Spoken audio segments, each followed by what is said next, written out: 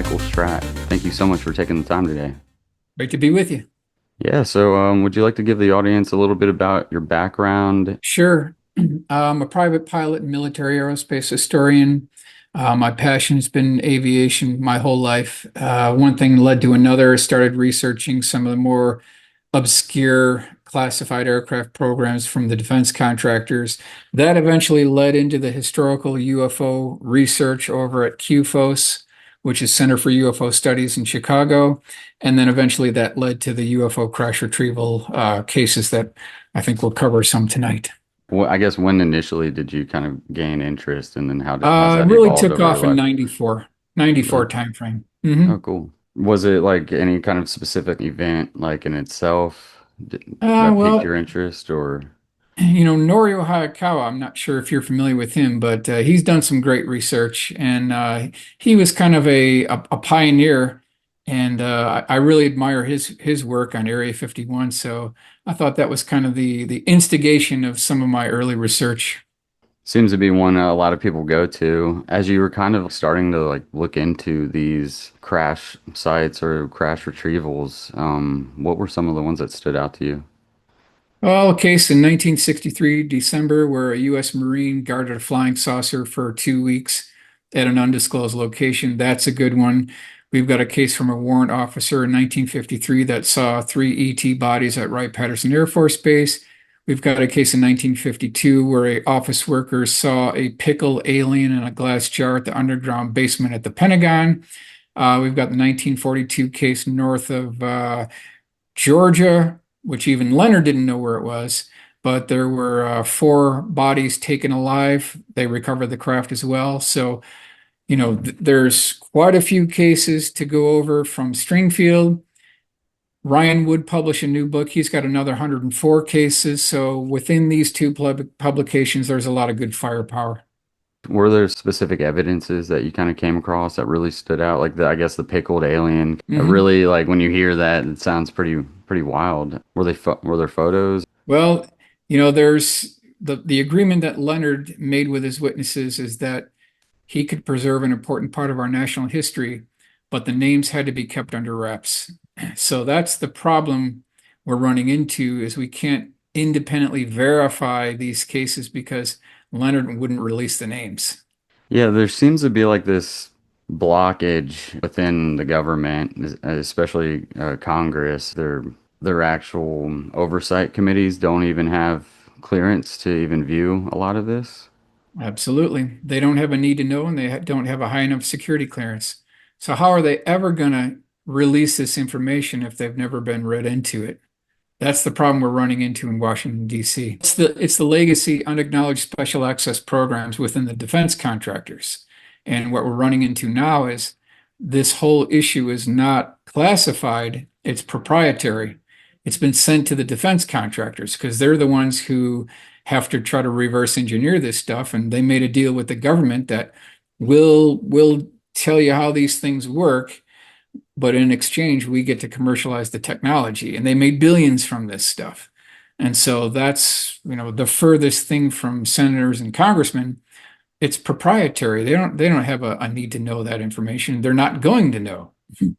Being like such an expert on this and like looking into this for years, where do you think that these craft come from and who do you think is behind them? Do you think it's a government thing or do you see it as like an otherworldly thing? Good question. From looking at this thing for, I'd say a good 30 years, there's absolutely no question about it that there's a percentage of these crash retrievals they're just ours. They're Yeah. good old-fashioned American ingenuity. That's a part of it. Second part of it is a lot of these things could be USOs, unidentified submerged objects. That's another part of this thing. We could be dealing with ET craft. We could be dealing with interdimensional. We could be dealing with extratemporal. In other words, coming from our future. Oh, So wow. when you wrap all this together and then you factor in that we could have a pre-existing high-tech civilization that's been on this planet for thousands of years, now you've got six different possibilities going on here.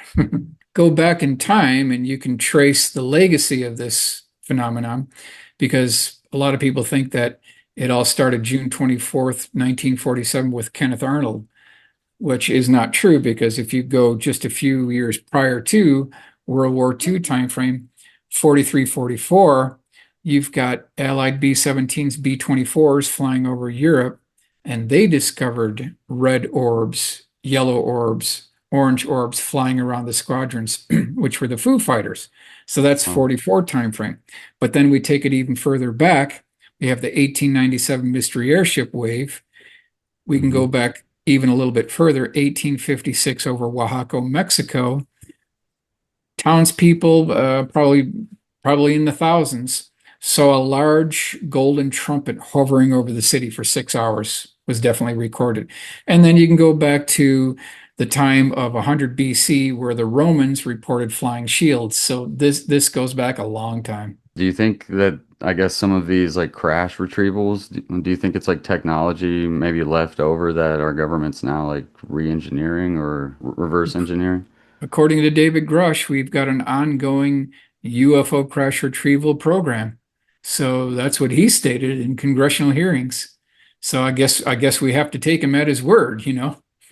Yeah, it kind of seems like there's a lot. I had Walter Bosley on a few Oh, weeks ago to good. talk about like the airship stuff in the mid 1800s. That was fascinating. Do you think like those propulsion systems or whatever was like, I guess the fuel and the technology that they were using, do you think that's somewhat of what's going on right now or Well, they claim to have figured out how to negate gravity, is what they said. And then wow. Walter, he looked at Delshau's paintings and illustrations, and he identified something that looks all the world like the German bell from World War II.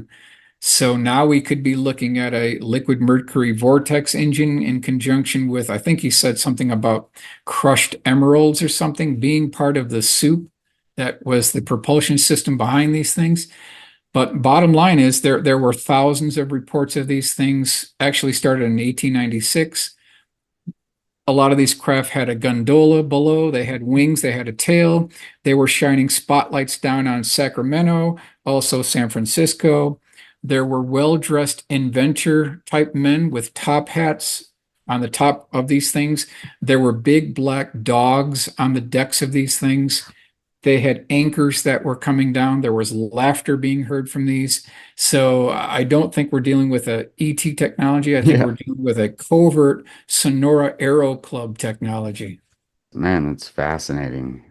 Okay, so are you seeing this? Yes, sir. Okay. Now I'm going to try to switch over to full screen here. Okay. So that's full screen. Wow. And if for any reason you lose the tracking when I'm going through these, just let me know. Yes, sir. So the title of this lecture, and we'll go for an hour or so. We'll Okay. cover some cases. Retrievals of the third kind, cosmic crashes, corpses, and cover-ups. This is an homage to Leonard Stringfield, who is the originator behind the UFO crash retrieval cases. Uh, I like to kind of start with this slide here. UFO crash retrievals, the ultimate holy grail of UFO research. And the reason why it's the ultimate holy grail, it's because the crash retrievals contain the bodies, the debris, and the craft. And this is going to be the vehicle that facilitates disclosure. Anything less than that, and we all will be here another 50 years and we still won't know what's going on because we've already tried the democratic process for 80 years now. The government has failed us. They keep on kicking the can down the road. You see this with congressional hearings. Nothing came of it. We didn't get disclosure. We didn't see one body. We didn't see one craft. And that's the way it's going to be. What that means is it's incumbent upon us to track down the remaining legacy witnesses. That's where we're at right now with this. A couple of quick announcements. The content of each case highlighted in this presentation has remained intact per the description of the original source. The identity of first-hand sources will be protected per Leonard Stringfield's original agreement with his military contacts. The visual aids used in this presentation are computer-generated forensic composite illustrations and sketches which originated from specific details provided by Leonard's sources. So I just want to give people an idea of where Leonard got the information. Three-star U.S. Air Force generals, U.S. Air Force fighter pilots, astronauts, commercial pilots, air traffic controllers, neurosurgeons, pathologists, theoretical physicists, and mathematicians, U.S. Army officers, U.S. Navy officers, military police, high-level Pentagon officials, top military brass, scientists and engineers who worked at Wright-Patterson Air Force Base and other government facilities. So you can see here the caliber of military witnesses. These are the people where Leonard got the information. Mhm. Quick quotes. Number one, UFO crash retrievals can't be real because if they were, I would have read about it in the local newspaper. That's number one. Number two, there are not now nor ever have been any extraterrestrial visitors or equipment on Wright-Patterson Air Force Base. That's their official press release back in July 1980. So what I generally do in this presentation is we take the U.S. Air Force policy telling us that they don't have any bodies or craft, and then we link in Leonard Stringfield's firsthand military witnesses that loaded the craft, held the bodies, did the autopsies. And we want to kind of do a comparison here. Mhm. UFO crash retrieval expert Leonard Stringfield. So this is the man of the hour. I want to introduce everyone to Leonard Stringfield. He's the gentleman over a 30-year time period collected dozens and dozens of these firsthand military witnesses, and he coined the term UFO crash retrievals. We want to do a little bit of a bio on Leonard so people know who this guy was. So let's say, I want to see if I can move this out of the way here. I guess not. So he grew up in Cincinnati, Ohio. By the time he graduated from high school in 1939, he already memorized the entire dictionary. They gave this guy a nickname. They called him Webster because he was that good. I mean, this is the perfect guy to be compiling all these names. Mhm. He joined the military as soon as he heard about the attack on Pearl Harbor on December 7th, 1941. During World War II, he served in the intelligence service for the 5th Air Force in the Southwest Pacific Theater. He wrote 2 books, Inside Saucer Post 3-0 back in 57, Situation Red, the UFO Siege back in 1977. Served as director of the world's largest UFO research group in the mid-1950s, Civilian Research Interplanetary Flying Objects. He got 8,000 letters in the first 2 weeks of existence. So really, there was a tremendous interest back in the early 1950s, absolutely tremendous interest. Now, the next one's the one we're concerned about. His lecture on UFO crash retrievals at the 1978 MUFON Symposium in Dayton, Ohio, caused an international sensation for 2 reasons. Number one, crash retrievals was a new entity back in 78. Number two, we kind of talked about it before, Leonard protected the identity of his witnesses. So there was no way to independently verify who these people were. And there was a lot of pushback at the MUFON Symposium back in 78. That's exactly how it went down. Mhm. He passed away December 18th, 1994. Now, there was one event that sparked his interest and changed the trajectory of his entire life. There was one event that took place, and that's this right here. August 30th, 1945, he had a Foo Fighters sighting from inside a twin-engine C-47 while traveling from Okinawa to Iwo Jima. So they had these Foo Fighters that came next to the aircraft. One of the engines started conking out. They thought they were going to have to ditch in the ocean. When the Foo Fighters peeled away, engine came back on, they landed safely, but it never left Leonard. This made a permanent impression in his memory. So here is Newcastle Sun, January 3rd, 1945. Foo Fighters are latest. Pilots flying over Germany at night report that strange balls of fire are following them around on their missions. They have christened these strange phenomenon Foo Fighters. So here you've got the Allied B-17s flying over Berlin at night, and you've got all these red orbs circling the squadrons. And this is what these pilots were reporting. This is a true fact. Anyone can verify this. They were also seen in the Pacific Theater by B-29 pilots, European theater B-24 pilots, B-17 pilots. Absolutely historical fact, no doubt about it. So here is Cincinnati Enquirer, July 19th, 1993. Author continues quest for truth about UFOs. And basically he says here, what I have compiled would really be the biggest thing since Christ, really. And, it's a bold statement. It's true. It would be the biggest thing.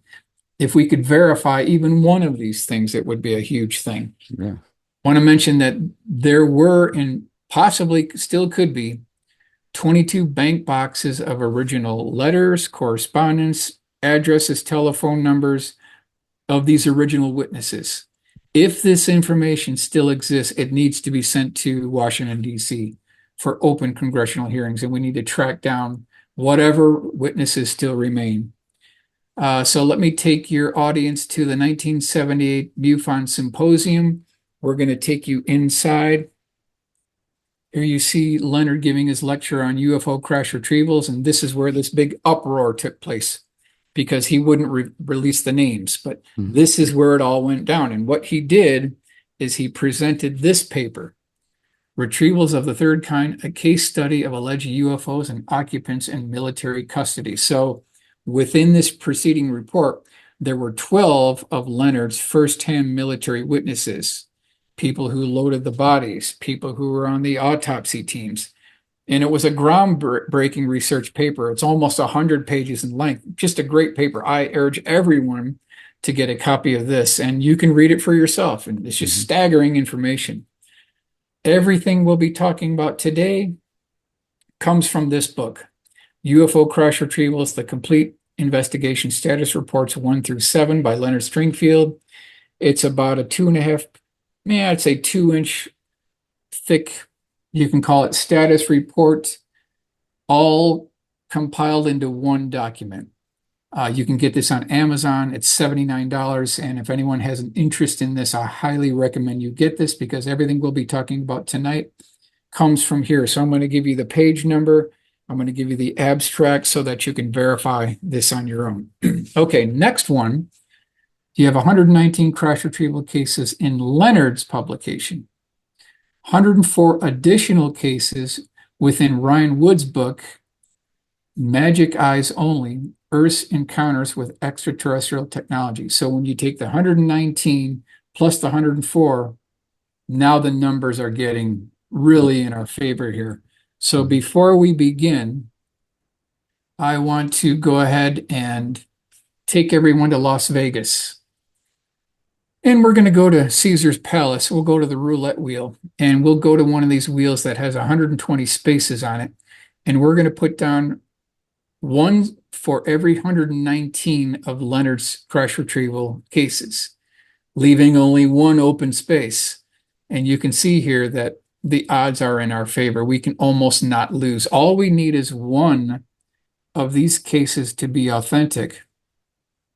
And the whole concept of UFO crash retrieval non-existence completely falls apart. The numbers are in our favor. We almost can't lose. So again, we have the advantage here. Now, before we start, I just want to mention that it's so great that in this country we have something called the First Amendment, our right to free speech. So what that means is we have every right to question authority. And if you extrapolate what this means to its greatest extent, it means that the government, the U.S. Air Force, they don't own anything. We, as taxpayers, we own these assets. We own the runways at Edwards Air Force Base, Wright-Patterson Air Force Base. We own the runways. We own the aircraft. We own the facilities. We pay for their salaries. We own the hangars. So we have every right to question authority. So let's go to the hearings. So this is UAP hearings, July 26, 2023. Off to the left, you've got Ryan Graves, Navy pilot, David Grush, U.S. Air Force Intel, David Fravor, Navy pilot. So what did David Grush tell us? Here's what he said, quote, I was informed in the course of my official duties of a multi-decade UAP crash retrieval program. So that's really the million-dollar statement right there. Government official claiming and acknowledging that we do have this crash retrieval program here. Here is Waterloo Record, July 27th, 2023. Whistleblower says multi-decade program that captures UFOs is being concealed. So not only do we have a crash retrieval program, but it's all kept under wraps, under unacknowledged special access programs.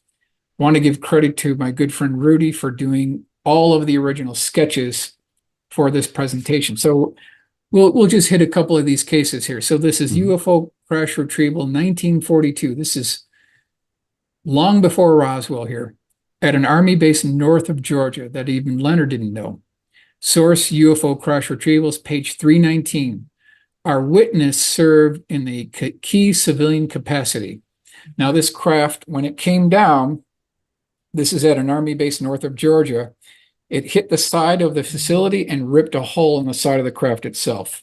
So you see here, there's a hole breach on the side of the craft. Yeah. Craft measured 15 feet in diameter, 10 feet high.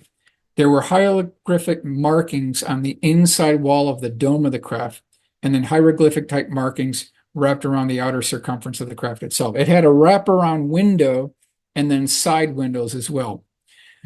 Now, it was divided into three sections. There was a control area. There was a seating area. There was a lower section with an entryway hatch.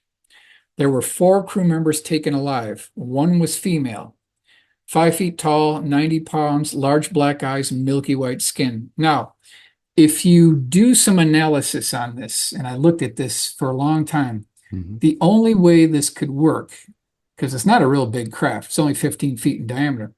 The only way that this could possibly work is if you have an upper deck that's cavernous and open, and then you might have a lower basement deck with the entryway hatch. That's the only way this works. So let's blow up this slide, and I want to blow up these lettering here, these markings. There has to be a transnational team of engineers, linguistic experts working and trying to decipher, decode what these symbols mean. There must be, there absolutely has to be a team doing this. So what I want to do now is I want to take your audience into this craft. I want to take you around to the left side. We're going to look at the hull breach. We're going to look at the hieroglyphic lettering. Then I'm going to take you up the stairs and go inside the craft here. So now we're over to the side, and this is the best we could come up with of what this looks like per Holy the shit. original witness sighting report. Yeah. Let's rotate our angle around a little bit here. Here is the hull breach on the side of the craft. And you can see we've got the dimensions correct, 15 feet in diameter, 10 feet high. Now we're climbing up the stairway. We're going to look at the divider now. We're looking head on to the divider. So off to the left, we've got the seating arrangement. Off to the right, we've got the control area. He also mentioned in the report that there was hieroglyphic type writing on the inside wall of the upper dome. So we've captured that as well. Let's do a blow up here. This is the seating area. You can see this writing here. Now I'm going to go over to the right. We're going to go into the control panel area. Control panel, the report mentioned that there was a wraparound window and side windows as well. So I'm going to blow this thing up, take you a little bit closer to the control area, and something like this was basically recovered 5 years before Roswell, because this is Damn. 1942. Yeah. So do we have this craft today? Could very well still have it. Might be at Wright-Patterson Air Force Base. It could be Edwards North Base Complex. Yeah. Let's So, continue. Go can I ahead. ask you a question? So something like this, what would you consider like, do you think it's like possibly like another civilization from the past, or do you think this is like a alien technology that we're looking at? Well, it could be a pre-existing civilization that's been on this planet for thousands of years, or it could be an extratemporal craft. It could be something from our Ah, I got you. future, Hmm. maybe 200, 300 years, 400 years from our into our future. We just don't know. Yeah. We can only go Interesting. by what the Stringfield Witness is telling us, and this is what they're telling us here. Yeah, Now, nice. these are the Fascinating. four, yep, these are the 4 bodies. They were wearing a one-piece tight-fitting flight suit. That's something that pops up so many times in these cases. Hmm. This fully integrated one-piece tight-fitting flight suit. Will do a blow up here.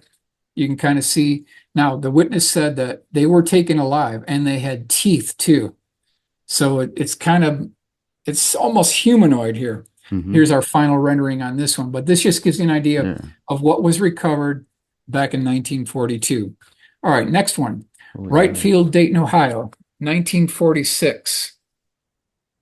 Our source is a 6-year-old boy. His name was Tex Martin. His father was with him as well. This is page 242, 243 in the book. And what you're looking at now is a period correct photograph of hangar complex number 4. Bay E is to the right. And I want to highlight that we don't have to rely on the testimony of a 6-year-old boy. His father saw this as well. So we've got two independent sources to rely on here. Okay, so this boy was doing good at school, so he was invited by his father to join him at work. They're in this adjoining cafeteria to the main hangar, and there was a janitor who saw this nice 6-year-old boy, was thinking, well, he seems like a fine young gentleman. Why don't I find out if he wants a soda pop? And he said, yes, he would like one. He asked his father if it would be okay. And the father said, yes, it's okay. So he hands this soda pop to this 6-year-old Tex Martin. The second he does that, a door opens up, military personnel walks out. I'm going to go to the next slide. And Mhm. here you see our 6-year-old Tex Martin. He looks inside the hangar. And what does he see? Let's go to the next slide. And this is all roughed out here. Mhm. He sees two 18-wheeler tractor trailer lowboy trucks with unknown tarp debris. He sees an 18-foot diameter dish-shaped craft sitting off the hangar floor on tripod landing gear legs. And then he said there were military personnel. There was at least 1 to 2 Jeeps in there. There were at least minimum 3 dead deceased ET corpses laying on the hangar floor on stretchers. This is coming from this 6-year-old boy who saw all this. So let's kind of review and reverse the viewing perspective. Now you can kind of get an idea of what this hangar looks like, and all the monuments are laid out here in rough format. We got the tractor trailers, we've got the dish-shaped craft, we've got Tex Martin looking at the back of the hangar toward us. You've got the ET bodies. Now let's clean this up. Let's do a better job. Let's clean this up. And this is what we came up with to preserve an important part of our national history. So again, this thing was 20 feet in diameter, tripod landing gear legs. It had a band wrapped around the outer circumference. And then these deceased ET bodies were seen by Tex Martin. So what we want to do now is use this as a guide, go to the full color rendering, and this is our full color rendering. Something like this was seen at Wright Field, Dayton, Ohio, back in 1946. Now, I wanted to see if I could take this to the next level. Can we make it even more photorealistic? Can we push the envelope? And then this is what I came up with. So something like this was seen not only by Tex Martin, but his father as well. So I don't know if his father is still alive. Highly doubt it now, but Yeah. Tex Martin could very well still be alive. So we need to see if we can track down these legacy witnesses before it's too late. All right, next one. Same location, Wright Field, Dayton, Ohio. The source is a private who worked in records management. And I got this from page 59 of Space, the Final Frontier by Clark McClellan. I'll go one more here. Here's the cover of the book for anyone who wants to know about it. Within that book is this sketch right here. And this comes from the original witness, who was a private in records management. Now, he said that this thing arrived at Wright Field, Dayton, Ohio, on a railroad flat car from Arkansas. So this thing came all the way by rail from Arkansas. And he said it was 15 feet in diameter, it was 7 feet tall, highly polished mirror reflective exterior. There were no welds, there were no seams, there were no socket head cap screws, there were no hex head cap screws. There was a series of rectangular windows wrapped around the outer circumference of the craft itself. I'm going to go to the next slide here. Here's my AutoCAD drawing that shows you what this craft looks like. Now, I've peeled back the skin on the upper right-hand cutaway view, showing you this central column. Now, the central column was about 3 feet in diameter, went from the bottom of the craft through the midpoint, terminating up at the top. Now, I want to bring everyone's attention to the window left of center. So if you look one window left of center, you'll see a red dot. That is the attempted point of entry that these lab coat technicians were trying to get into with a diamond tip drill bit. Now, I've got about 4 other cases within these collections here that also talk about diamond tip drill bits, like they're desperately trying to get into these craft by almost any means here. So this was the very first pass illustration I put together just to give an idea of what this Mhm. thing might look like.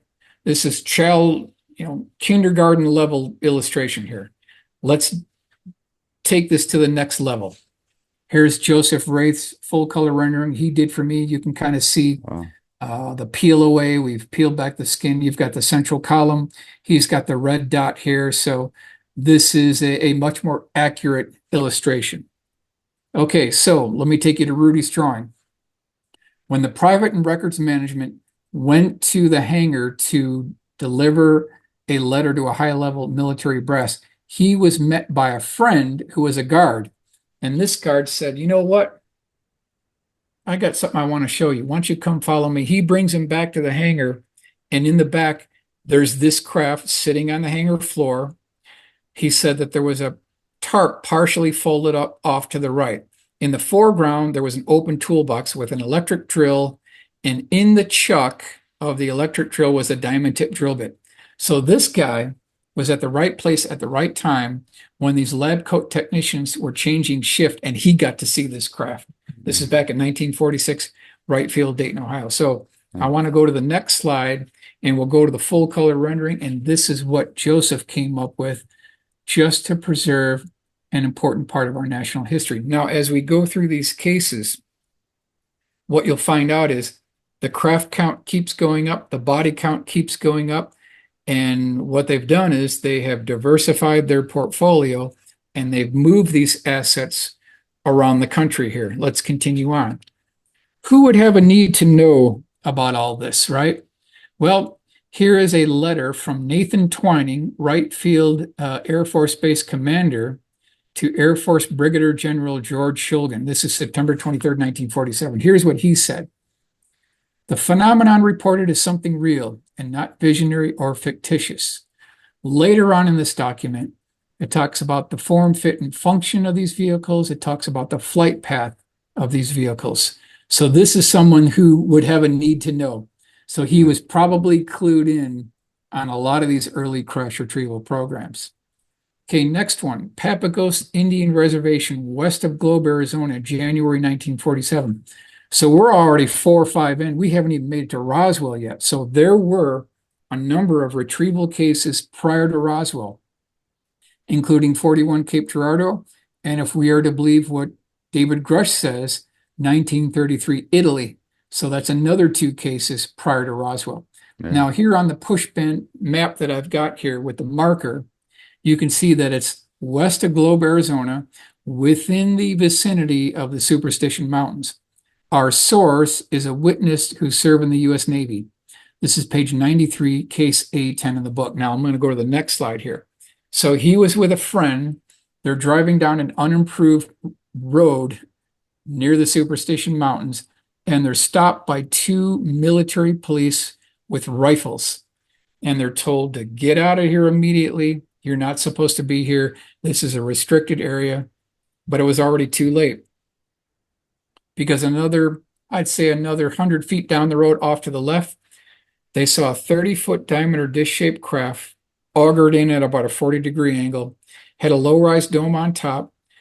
There was a series of rings wrapped around the outer circumference, and then also indented windows, or what we thought might be windows, wrapped around the outer circumference. And they got to see the whole thing. Let's go to the next slide. This gives you an idea of what this scene may have actually looked like, but you can see that they recovered another one of these dish-shaped craft, all within the vicinity, not too far from Phoenix, Arizona.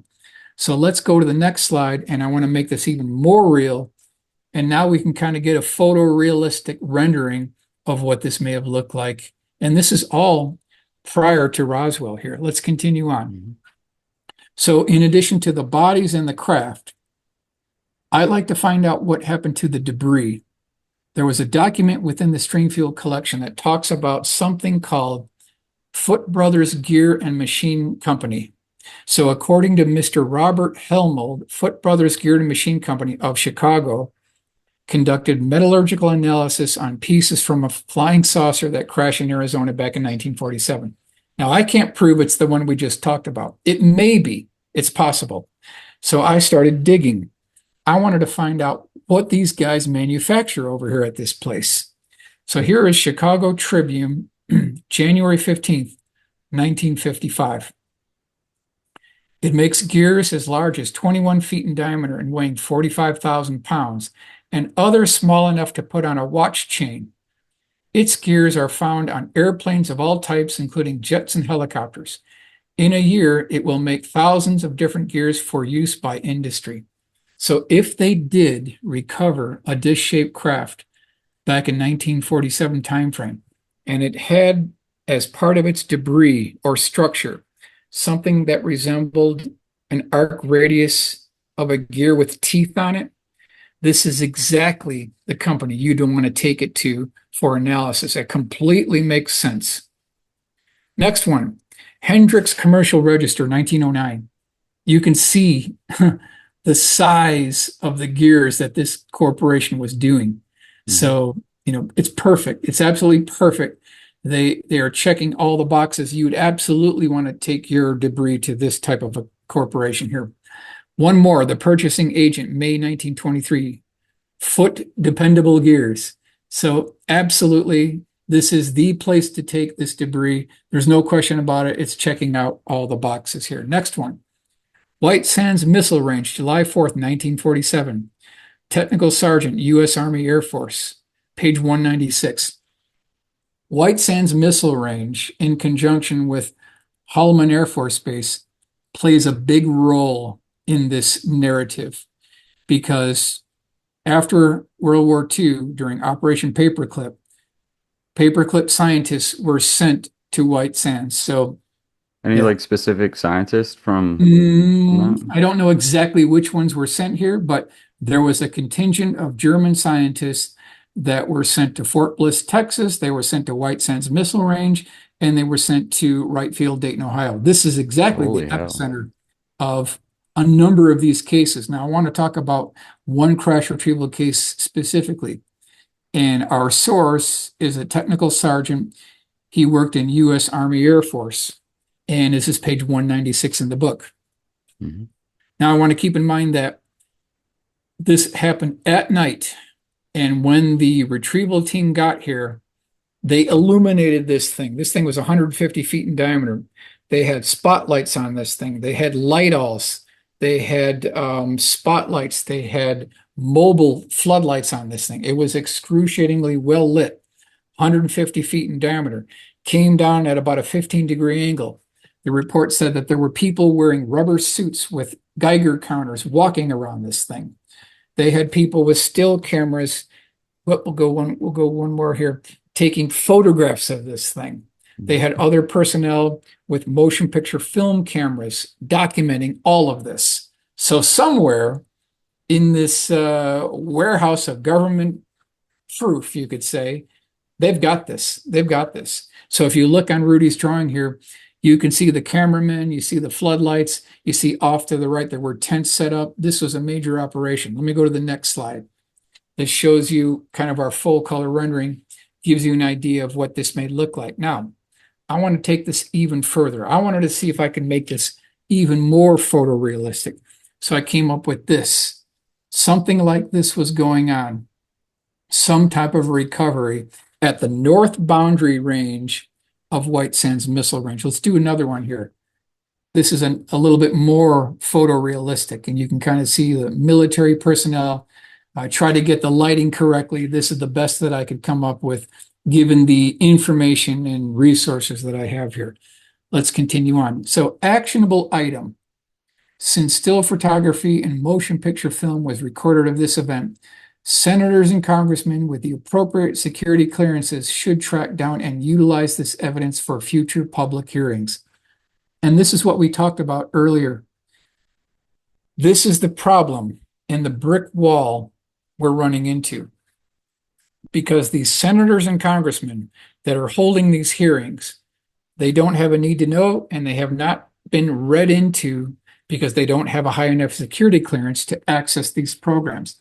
So how are we ever going to get anywhere if these congressmen don't have a high enough security clearance? How are we ever going to get this stuff declassified? Yeah, That's the problem we're are there running any into. like congressmen or senators like pushing back against that currently, or is it are they just Absolutely. Oh, okay? yeah, there are congressmen that don't want this coming out Hmm. because they're in bed with the defense contractors and they're Yeah. making millions. So they don't want this to come out. Hmm. Do you think that there's like an intimidation behind, I guess, the defense contractors to like stop any of these politicians from allowing it to come out, or? Absolutely. The giggle factor is still in place after 80 years. Bribery, threatening, murder incorporated. Yes, absolutely. They will do anything to protect the crown jewels because when it comes to UFO crash retrievals, the people who take these things and make them available and who actually run these public hearings, they just don't have a need to know. They don't have a high enough security clearance. So my argument is, how are we ever going to get to the bottom of these crash retrievals if the people that are having and holding the hearings don't have a high enough security clearance? They've never been read into these programs. So we have to have another avenue. There has to be another vehicle, at least to get this information out. That's why it falls on us as interested people, researchers, people who, you know, are interested in this subject matter. Hmm. We've got to track down these legacy Stringfield witnesses and encourage them to come forward.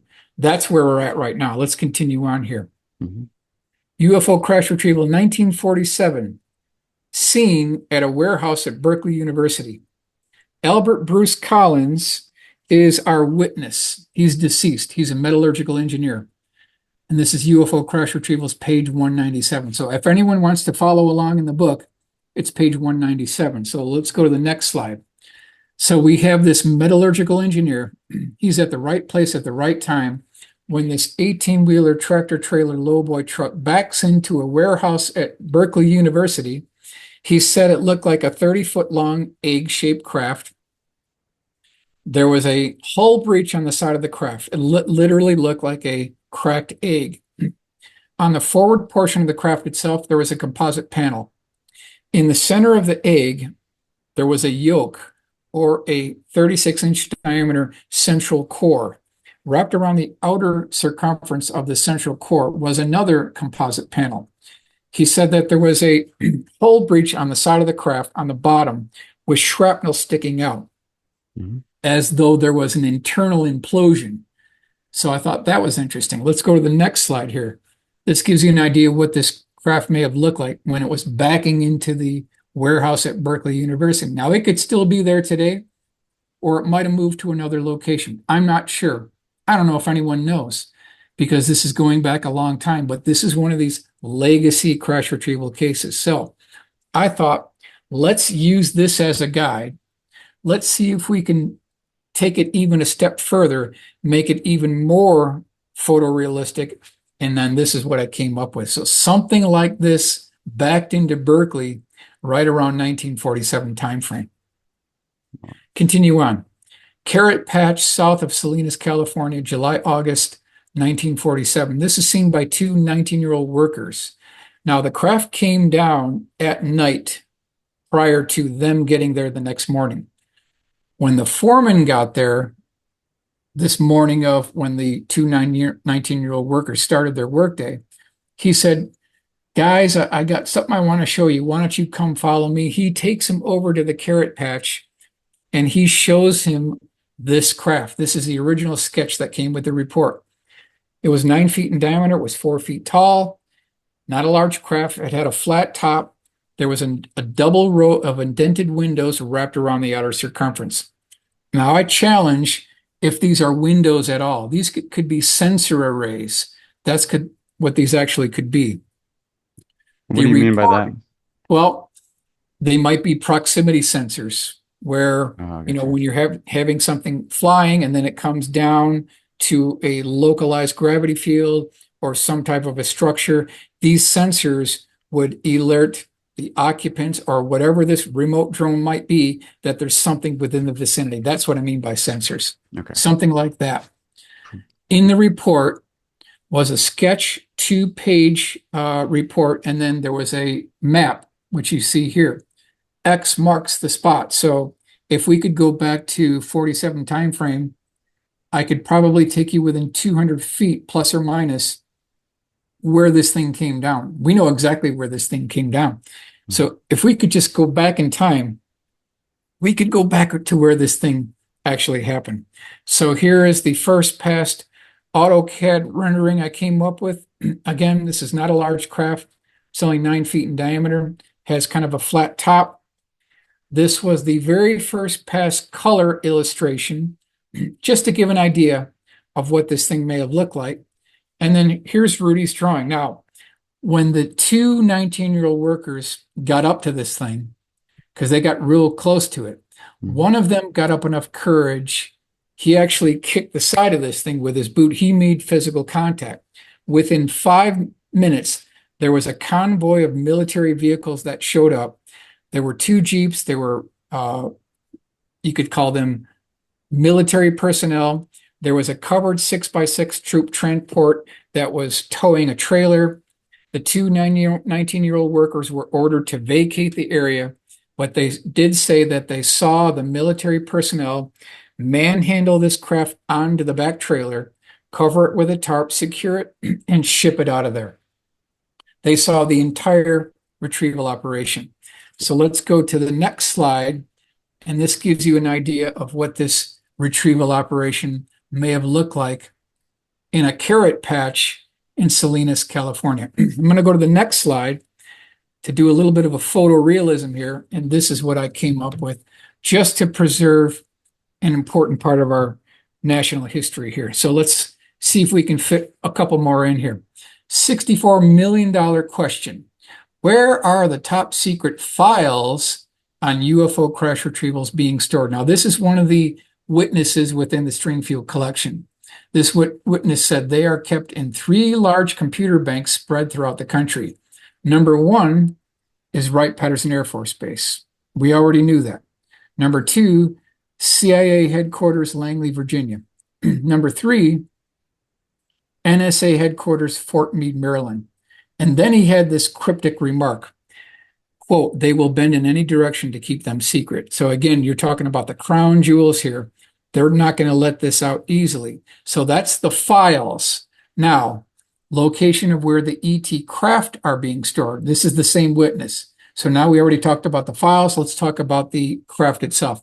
He said at least one's being stored at NSA headquarters, Fort Meade, Maryland, MacDill Air Force Base, Tampa, Florida, Seymour Johnson Air Force Base, Goldsboro, North Carolina. So these are 3 locations of where they keep craft. And so what they've done is very simple.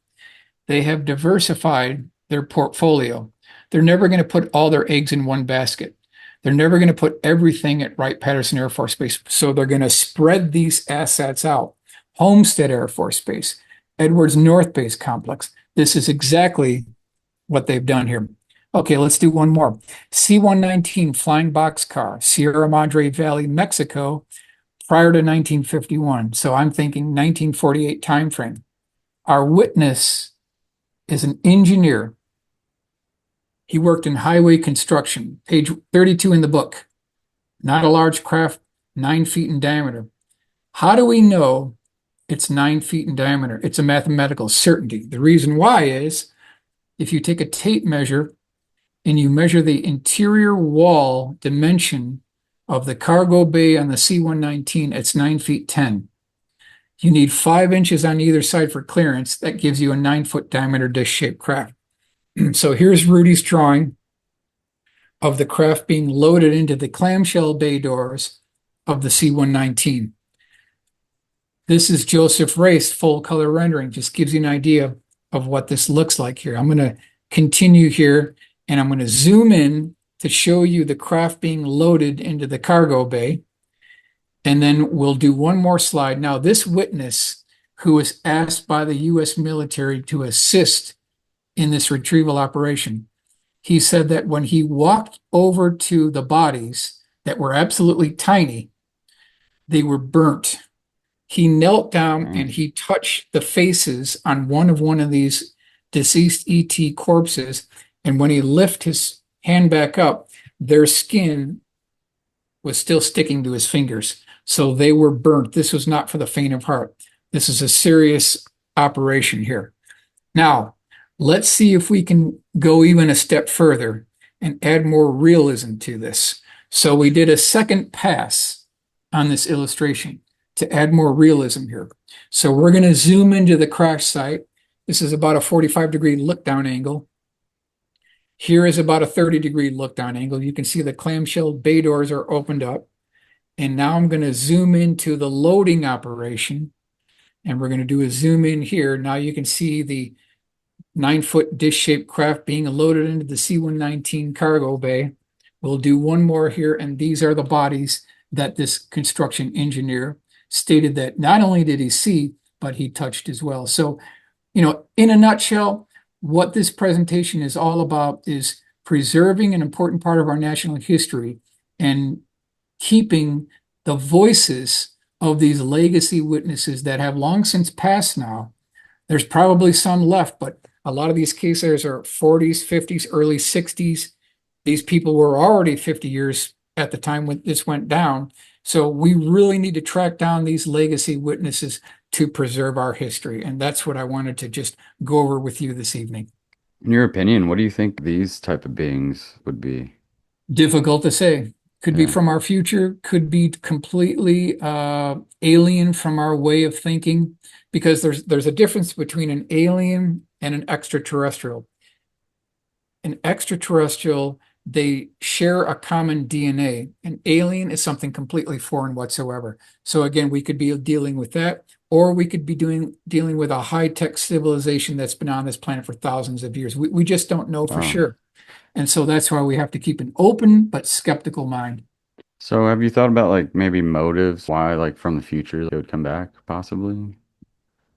Interesting question. The only thing I can say is that it's clear at this point that we are targeting, we're tracking, and we're shooting these things down to exploit their propulsion systems and their weapons procurement programs. That's what they've done. Those are the Yeah. two main reasons why they're shooting these things down.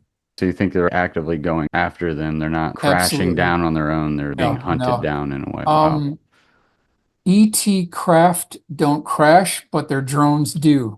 And the reason Mhm. why the drones do is because we're shooting them down. That's the deep, dark secret that they don't want anyone to know, is that we have a rogue group within the military industrial complex that is absolutely targeting and shooting these things down to exploit their weapons research advancements.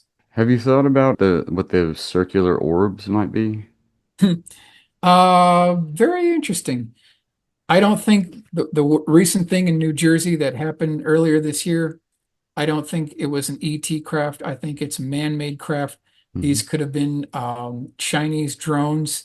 And then when they came over here and violated our airspace, US government started panicking. And so they sent up our drones as a diversionary tactic just to get everyone Wow. thinking that this is, you know, our technology, when in point Yeah. of fact, they didn't know it was Chinese technology. They probably knew it, but there's nothing they could do to stop it. So they had to come Yeah. up with some type of cover story here. That seems like what they do with a lot of things. Like when something out of their control happens, they just flood it with a bunch of kind of garbage, and then it all gets Absolutely. drowned out in the nonsense and the madness. That's Um, absolutely correct. Absolutely correct. how are we doing on time? Do you mind if I ask you a couple more questions? Yeah, go right ahead. Mhm. Okay. Yeah, I saw one of the videos that was super interesting. Maybe a clip that mentioned the Nordics offer to President Eisenhower. Can you run me through that? I think you're talking about the 54 alleged meeting at Edwards North Base Complex between Eisenhower and at least two ET races. That story has never been confirmed. Hmm. It's a legend within ufology. Now, it may have happened. I will mention the great work by Paul Blake Smith. He wrote a whole book about this, and he may be right. He may absolutely be right. He wrote a very thick well researched, well documented book talking about this, and he's got some very valid points. It may have actually took place, but to my knowledge, it has never been completely 100% confirmed. What do they kind of speculate, like what the Nordics were? Have you looked into that at all? Well, allegedly, when Eisenhower went into a hangar and saw one of these craft, he also noticed that at least one of the ET beings disappeared right in front of him, and it startled the military brass that were there. Damn. And basically, they just there's what could they do about that? Now, the point is, this was recorded, this was documented. So they have still camera photographs and they have motion picture film reel of this. This is hidden away at a vault somewhere in the Pentagon, somewhere at Wright-Patterson Air Force Base. No one knows for sure, but it was always stated that this was documented and recorded. I've also seen mentioned the Vatican secret archive of this type of information, specifically the White Book. Yeah. Near the end of the publication within the Stringfield reports is a minor reference to something called the White Book, which is mankind's interaction with ETs over the last 2,000 years, essentially is what it's talking about here. So maybe they have clay tablets, maybe they have other type of proof and research within the Vatican archives, but it does talk about one craft being recovered and stored at the Vatican. This is what's talked about within the Stringfield reports. Yeah, do you think they have like a bunch of information about that just kind of hidden Yeah, away absolutely. as they've been kind of, Absolutely. wow. They probably have more information on this subject than anyone in the world, but getting to that information is going Yeah. to be nearly impossible. Damn. So is that kind of like a type of Smithsonian situation? They collect the data and hide it and run their narrative, I guess. In a way, yes, but the Catholic Church has kept that under wraps for hundreds of years, right? We don't have access to it. Yeah. It's anyone guess exactly what's there. They Wow. probably have a craft. They might have bodies. They obviously have documents. They probably have physical evidence. Who knows what they've got? But it would be great to have those files opened up to researchers.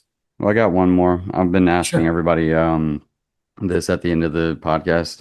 What do you think happens to you when you die? When you die. Well, maybe our consciousness lives on. There's so many people that claim that's true. I'm Hmm. not saying for or against.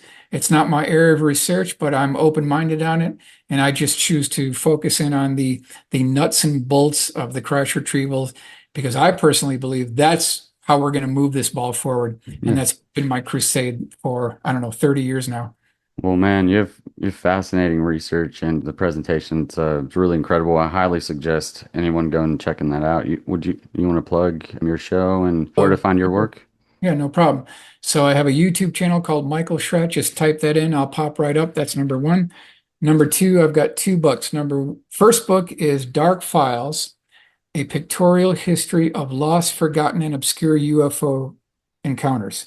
The second book is called Disclosure and Illustrated History that I wrote with Dr. Greer. These two books are now available. Mhm. Awesome, man. Well, thank you so much for taking the time. I really appreciate it. No problem. Great to be with you. Yes, sir.